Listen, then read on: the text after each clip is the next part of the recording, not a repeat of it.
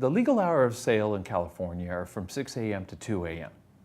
If a licensee permits people to consume alcoholic beverages, whether it be employees or patrons in their licensed premises after 2 a.m. and before 6 a.m., or if they're a package store and they make a sale after 2 a.m., they have now violated the state law governing the hours of sale. In those instances, an employee has committed a criminal offense, which is a misdemeanor subject to up to a $1,000 fine and 6 months in jail. But beyond that, the licensee is looking at a potential administrative penalty by the department. An after-hours violation can occur even if you made the sale prior to 2 a.m., but you permitted an employee or a patron to continue to consume an alcoholic beverage after 2 a.m.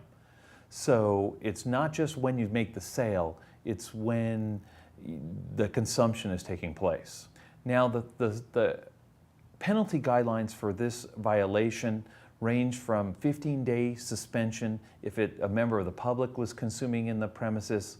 If it's an employee with some friends after hours, it's usually a recommended 10-day suspension. And if it's just an employee, it's usually a 5-day suspension. It's important to note that the ABC will calculate the fine based on your alcoholic beverage sales over the number of days of a penalty is imposed. For example, it's always 50% of your alcoholic beverage sales over the number of days of the suspension.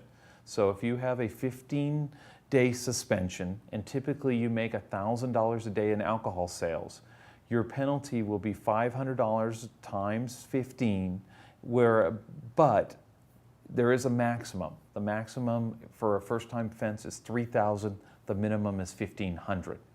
So any business that's regularly selling will usually end up paying the maximum penalty of about $3,000 for an after-hour sale.